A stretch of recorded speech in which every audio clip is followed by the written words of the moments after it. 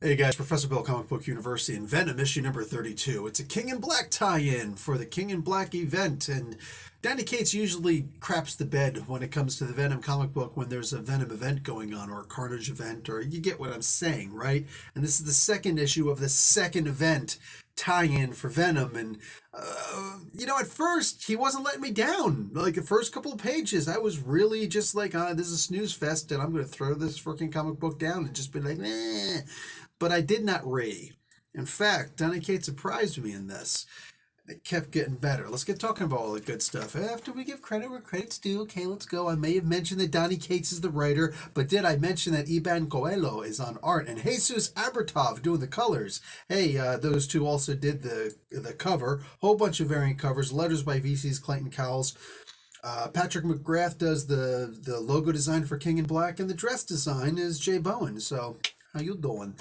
I'm glad that we're actually giving the credit, that Marvel's actually giving that credit to the individuals like that. They haven't always, and I don't mean going all the way back to the freaking 60s in that regard. No, like they only started doing that a couple of years ago. So I'm glad that they started giving credit like that. Anyway, what happened in the previous issue? There was an entire issue where Eddie was just falling the whole entire time, and he never even landed in the previous issue. Well, he lands in this one. Finally, I'm like, okay, some bitch landed. And that's only the top half of the first page. The bottom half, mother fathead's fallen again.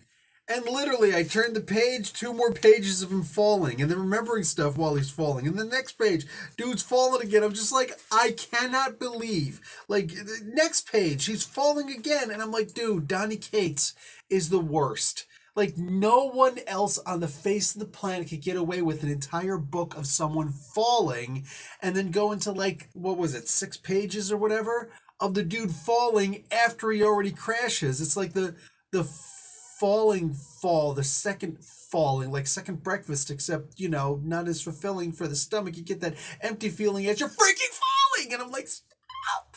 Please stop. I can't take this crap anymore. And then it stops. I'm like, okay, yay.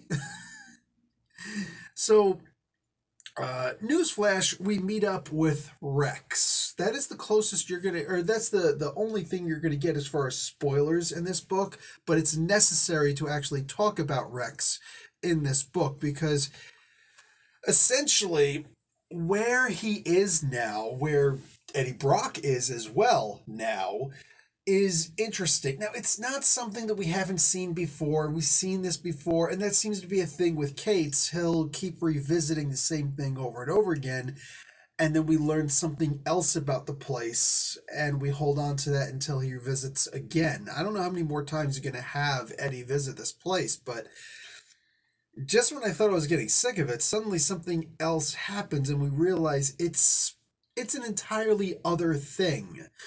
It's almost like the astral plane, but specifically for the symbiotes. No more spoilers. No more, nothing else even close to. I'm not going to tell you where it is, even though we've seen it before. That said, Rex is teaching me the difference between the real world and this world and how to see the real world, just like he's astral projecting. This is important for the comics as far as I'm concerned because I could already tell that this is something that will be used again. Maybe this is going to be another one of those new powers that the symbiote has. Remember when the symbiote got those bat-like inky wings and now we have flying symbiotes? Yeah. We've got the potential of new powers now. Imagine Eddie Brock traveling his own, not personal astral plane, but like the astral of the symbiotes, of the Clintar. That has so much potential in it. Imagine the day that now all of a sudden Doctor Strange has to visit this for some reason, right? And Eddie's actually the master of it. Hmm. And isn't there always something that Doctor Strange can teach, veteran or otherwise? So, like the future storylines that can arc out of this issue right there is amazing to me. I love astral plane stories, and this is no different in my mind. Now we get reintroduced to somebody else later also, and I kind of sort of saw this coming. I thought maybe it was this person because it sounds like Captain America. And like, you know what? Maybe it's this guy. You know what? It's probably Rex. And I was right. It was Rex. All right. But that was my third guess. My second guess is who shows up at the end.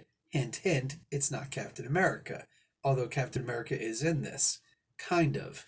His codex is. So this book, dude, look. F those first 6 pages. F Eddie Brock falling ever again. All right? I don't care.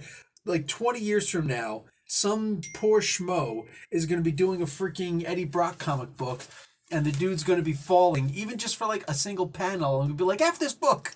Because Donnie ruined Eddie falling for me forever, I think. That being said, this was good. Like by the time the book, it started off so bad, and then to just progressively keep on getting better, at least after this fifth or sixth page or whatever, and then to get to that final page that revealed that welcome back thing. Oh man, you got me smiling for a Venom book during a Donny Cates event. That's rare. It's a very rare commodity. You could put that up on the black market. Heck, you can go full legit with that. That's a sellable item. Goods and services, baby. Goods and services. So I was pleasantly pleased with this issue and definitely looking for more. Guys, feel free. Check it out. Peruse. Hey, tell me if I was wrong, right? And how did you feel about that ending? About,